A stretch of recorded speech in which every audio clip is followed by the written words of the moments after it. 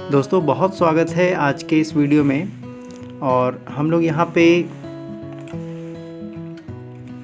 Computer के theory के बारे में शुरू करने वाले हैं। तो आज का टॉपिक है इंट्रोडक्शन ऑफ द कंप्यूटर। तो इसको हम लोग शुरू करते हैं। फ्रेंड्स, कंप्यूटर को हिंदी में हम लोग संगणक कहते हैं फ्रेंड्स। ओके, और कंप्लीट हम लोग नेक्स्ट यहाँ देखेंगे। देखिए, कंप्यूटर का इंट्रोडक्शन क्या होता है, परिभाषा क्या होता है। तो एक computer is an electronic machine which is capable to take input data, to process data, store data and output the results. Okay friends, कहता है कि एक कंप्यूटर जो होता है वो एक इलेक्ट्रॉनिक मशीन होता है जो कि कैपेबल है, जो कि सक्षम है किसी भी डाटा को इनपुट लेने में और उसको प्रोसेस करने में, साथ ही वो स्टोर करने में और फिर उसको आउटपुट देने में सक्षम होता है फ्रेंड्स। तो ये कंप्यूटर की परिभाषा हो गई फ्रेंड्स। आप इसको याद कर लेंगे फ्रेंड्स कि a computer is an electronic machine which is capable to take input data, to process data, store data and output the results. Okay, next friends हम लोग बात करते हैं कि सम इम्पॉर्टेंट पॉइंट्स, कुछ इम्पॉर्टेंट पॉइंट्स क्या है। देखिए, फादर ऑफ कंप्यूटर कौन है? Charles Babbage. और mother of computer lady Ada Augusta है फ्रेंड्स।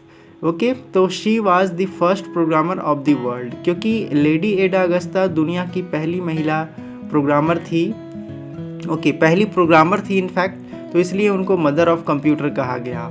और चूँकि father of computer Charles Babbage को हम लोग कहते हैं क्योंकि उन्होंने कंप्यूटर का कंसेप्ट, फर्स्ट कंसेप्ट उन्होंने ही दिया था, इसीलिए उनको फादर ऑफ कंप्यूटर के नाम से जाना जाता है फ्रेंड्स।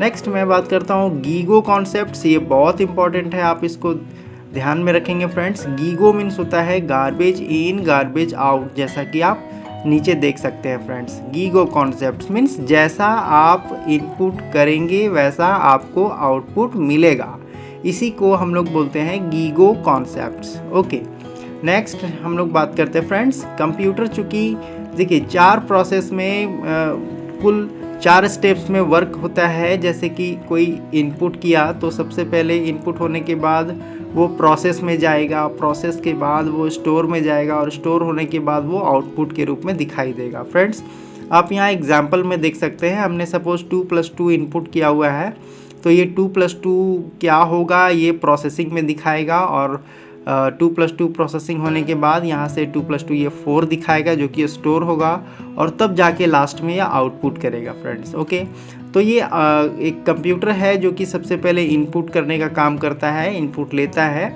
उसके बाद डेटा को प्रोसेस करता है, फिर डेटा को स्टोर करता है और तब जाके ये आउटपुट दिखाता है फ्रेंड्स। नेक्स्ट फ्रेंड्स हम लोग बात करें कि कंप्यूटर का फुल नेम क्या होता है, यानी फुल फॉर्म ऑफ कंप्यूटर हम लोग अभी देखेंगे। यानी तो सबसे पहले आप देख सकते हैं यहाँ C4 कॉमन हो जाएगा, O4 operator, M4 machine, P4 particular, U4 user, T4 trade, E4 education और R4 रिसर्च होता है फ्रेंड्स। तो ये आप देख सकते हैं फ्रेंड्स। तो नेक्स्ट हम लोग आगे चलते हैं। ये देखिए, आप कुछ इम्पॉर्टेंट डिवाइसेस हैं कंप्यूटर में जो यूज़ किए जाते हैं। इनके यहाँ मैं शॉर्ट में दिखा रहा हूँ, आगे की वीडियोस में मैं आपको डिटेल से इनके बारे में बताऊँगा। तो यहाँ पे देखिए इम्पॉर्टेंट डिवाइसेस है, जैसा कि ये एक आप देख रहे हैं, ये मॉनिटर है, CRT मॉनिटर इन्हें कहते हैं, कैथोड रे ट्यूब ये मॉनिटर होता है। ये ओल्ड वर्जन का मॉनिटर होता है फ्रेंड्स। ये हमारा होता है LCD या फिर LED। ये मॉनिटर जो है वो LCD मॉनिटर भी ऐसा ही दिखता है और LED मॉनिटर भी ऐसा ही है, मीन्स देखने में दोनों सेम है, बट दोनों का कॉन्फ़िगरेशन और दोनों का क्वालिटी अलग अलग होता है फ्रेंड्स। अगर कहा जाए कि देखने में, तो देखने में दोनों बिल्कुल ऐसा ही होते हैं, इसीलिए मैंने यहाँ पे LCD और LED मॉनिटर लिखा हुआ है फ्रेंड्स। नेक्स्ट मैं बात करता हूँ CPU। तो ये इसे CPU ही कहेंगे फ़िलहाल, ये CPU ही है।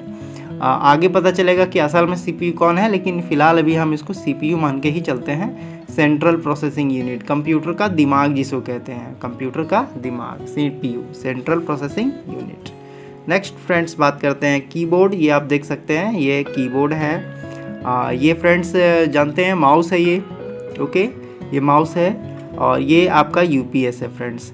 तो हमारे पास देखिए मॉनिटर हो गए, ये भी मॉनिटर हैं, ये भी मॉनिटर हैं, ये पुराने मॉडल का मॉनिटर है, ये अभी के समय में यूज़ होने वाला मॉनिटर है, ये सीपीयू है, ये कीबोर्ड है, ये माउस है, ये यूपीएस है। फ्रेंड्स हमने इतने सारे मशीनों को देखा। ओके फ्रेंड्स, नेक्स्ट आप यहाँ देख सकते हैं ये जो हमारे सामने देखिए, ये अभी मैंने बात किया कि ये हमारे पास इतने तरह के मशीन हैं, तो सभी इम्पॉर्टेंट नहीं है, कुछ मतलब किन्हीं मशीन के बगैर भी हम लोग वर्क कर सकते हैं, जो कि आगे हम लोग यहाँ देखते हैं। ये देखिए फ्रेंड्स, हमारे पास यहाँ पे मॉनिटर है, सीपीयू है, माउस है और ये कीबोर्ड है। ओनली 4 मशीन हमारे पास है फ्रेंड्स, और ये 4 कोर कंपोनेंट्स कहे जाते हैं। आप याद रखिएगा, कोर कंपोनेंट्स मैं कह रहा हूँ। ये सभी चारों मशीनों को कौन कौन, मॉनिटर, सीपीयू, कीबोर्ड और माउस, इनको कोर कंपोनेंट्स कहा जाता है। कोर कंपोनेंट्स मतलब जिनके बिना काम नहीं हो सकता है फ्रेंड्स, तो ये कोर कंपोनेंट्स कहे गए। सपोज़ मैं मॉनिटर को हटा दूं, मॉनिटर हमारे पास नहीं है, तो हम किसी आउटपुट को यहाँ देख नहीं सकते हैं फ्रेंड्स। उसी तरीके से अगर हमारे पास सीपीयू नहीं है तो प्रोसेसिंग कौन करेगा, स्टोरिंग कौन करेगा, ओके, आउटपुट कौन देगा। तो इस तरह से समस्या हो सकता है फ्रेंड्स, तो हम लोग यहाँ मॉनिटर को भी लेफ़्ट नहीं कर सकते हैं फ्रेंड्स।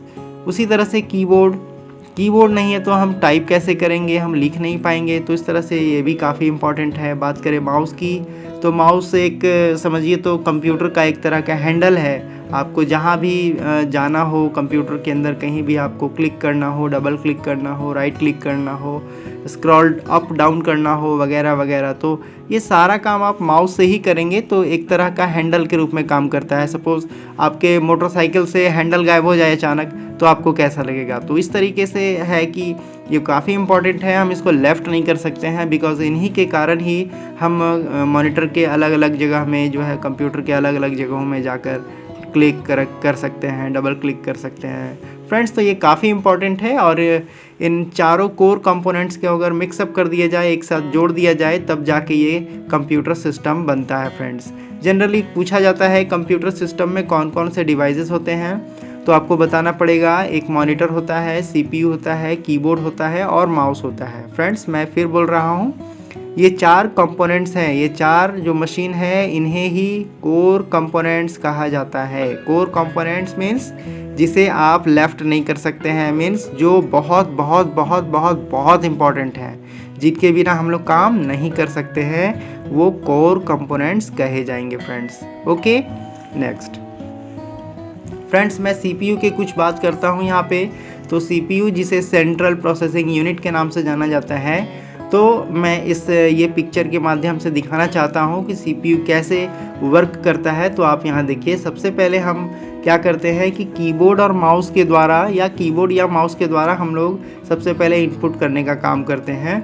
और जैसे ही इनपुट किया जाए तो ये सबसे पहले सीपीयू के पार्ट में आता है, सीपीयू में चला आता है। और जैसा कि मैंने प्रीवियस स्लाइड्स में दिखाया है फ्रेंड्स, कि जब मैं यहाँ पे इनपुट करता हूँ और जब मैं आउटपुट लेता हूँ, मीन्स इनपुट और आउटपुट के बीच में ये जो प्रोसेसिंग और जो स्टोर, ये प्रोसेस और स्टोर करने का जो काम होता है, ये हमारा कौन करेगा, तो ये हमारा सीपीयू करेगा, सीपीयू के अंदर करेगा। अंदर होता है ये काम फ्रेंड्स, सीपीयू के अंदर। देखिए, तो जैसे ही मैं यहाँ इनपुट करूँगा, तो इनपुट होने के बाद ये सीधा मेमोरी यूनिट में आएगा। मेमोरी यूनिट फर्स्ट यूनिट होता है फ्रेंड्स, आप यहाँ देखिए, मेमोरी यूनिट में आएगा, और मेमोरी यूनिट इसको आगे ट्रांसफ़र कर देगा कंट्रोल यूनिट को, और कंट्रोल यूनिट भी अपना ये एनालाइज करके फिर इसको अर्थमेटिक लॉजिक यूनिट को सेंड करता है, और उसके बाद फिर से कंट्रोल यूनिट में वापस आता है, फिर से वापस मेमोरी यूनिट में आता है। मीन्स यहाँ पे स्टोरिंग और प्रोसेसिंग का काम, यानी प्रोसेसिंग और स्टोरिंग का काम आपका सीपीयू के अंदर ही होता है। और इस तरह से वो फाइनली कहाँ जाता है फ्रेंड्स, तो आउटपुट में चला जाता है, यानी आउटपुट यूनिट, यानी आउटपुट मशीन की मदद से हमें फिर वो रिज़ल्ट दिखाई देता है। और आउटपुट मशीन कौन हो सकता है फ्रेंड्स, तो कोई मॉनिटर हो सकता है या फिर कोई प्रिंटर हो सकता है फ़िलहाल, जहाँ पे हम लोग आउटपुट देख सकते हैं फ्रेंड्स। ओके, तो हमने यहाँ पे इनपुट किया और वो प्रोसेसिंग हुआ किसके अंदर, सीपीयू के अंदर, और प्रोसेसिंग होने के बाद वो आउटपुट यूनिट हमें, मतलब आउटपुट दिखाई दिया कहाँ पे, मॉनिटर में, और जब मैं प्रिंट करूँगा तो वो प्रिंटर से दिखाई देगा। ओके फ्रेंड्स, नेक्स्ट फ्रेंड्स आप देख सकते हैं CPU के बारे में, अभी जैसा कि मैंने ये कुछ पिक्चर के बारे में दिखाया, यहाँ ये जो फोटोज़ थे, ग्राफिक्स थे, इसके बाद अब मैं आगे आता हूँ। तो CPU क्या होता है, देखिए CPU stands for central processing unit. CPU को सेंट्रल प्रोसेसिंग यूनिट कहा जाता है। CPU is considered as brain of the computer, यानी CPU को ब्रेन ऑफ द कंप्यूटर कहा जाता है, मतलब कंप्यूटर का दिमाग कहा जाता है। अगर पूछा जाए कि CPU कंप्यूटर में CPU को क्या कहा जाता है या CPU कंप्यूटर का दिमाग कौन होता है, तो आप कह सकते हैं CPU जो है वो कंप्यूटर का दिमाग होता है। और हार्ट ऑफ कंप्यूटर यानी CPU को कंप्यूटर का दिल भी कहा जाता है। ओके फ्रेंड्स, तो CPU is the main part of any type of computer system. और जो CPU होता है वह किसी भी कंप्यूटर सिस्टम का एक मेन पार्ट होता है, मुख्य भाग होता है। जी हाँ फ्रेंड्स, क्योंकि अगर आपके पास दिमाग नहीं रहेगा तो कोई भी व्यक्ति बढ़िया से काम नहीं कर सकता है, प्रॉपर तरीके से कोई वर्क नहीं कर सकता है। सिमिलरली अगर CPU हमारे सिस्टम में नहीं होगा तो कोई भी, जैसे कि मॉनिटर है, कीबोर्ड है, माउस है, किसी भी तरह का ये वर्क नहीं कर पाएगा फ्रेंड्स। ओके, नेक्स्ट मैं बात करता हूँ 3 पार्ट्स ऑफ CPU के 3 पार्ट होते हैं, जैसा कि मैंने इस पिक्चर में भी आपको दिखाया था कि main memory, control unit, okay, memory unit, control unit और अर्थमेटिक लॉजिक यूनिट, ये 3 तरह के मेन पार्ट होते हैं CPU के। तो इनको मैं डिफाइन यहाँ करता हूँ, जैसे कि MU हो गया, memory unit, CU control unit, ALU arithmetic and logic unit. Okay, मैं एक एक करके डिफाइन करता हूँ फ्रेंड्स। मैं MU की बात करता हूँ, it is primary storage area of CPU। MU क्या होते हैं फ्रेंड्स, यह CPU में प्राइमरी स्टोरेज एरिया होते हैं, यहाँ पर डेटा और इंस्ट्रक्शंस जो है कि स्टोर किए जाते हैं आगे के प्रोसेसिंग के लिए। ओके, तो यहाँ पे देखिए it is primary storage area of CPU where data and instruction are stored for further processing. Okay friends, when we enter any information और डेटा, जब हम किसी भी इंफॉर्मेशन या डेटा को इसमें डालते हैं, then at first it goes in MU। तो सबसे पहले ये कहाँ पे जाता है, तो MU में चला जाता है फ्रेंड्स, जैसा कि मैंने आपको यहाँ पे इस स्लाइड में दिखाया था।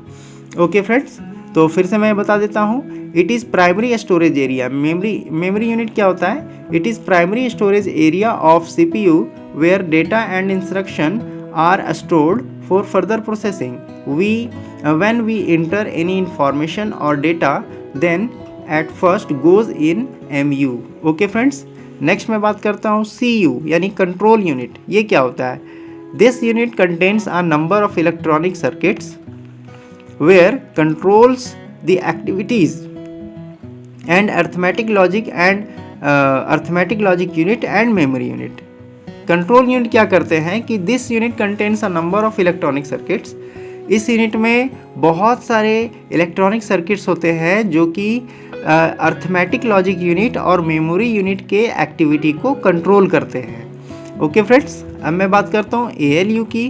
तो the work of ALU is to perform the arithmetical and logical task. सभी तरह के अर्थमेटिकल और लॉजिकल टास्क को ALU परफॉर्म करता है। अर्थमेटिकल मीन्स जिसमें हमारे माइनस, प्लस, सब्ट्रैक्ट, डिवीज़न ये सभी सिंबल्स आएंगे, और logical task means greater than, less than, greater than equal to, less than equal to.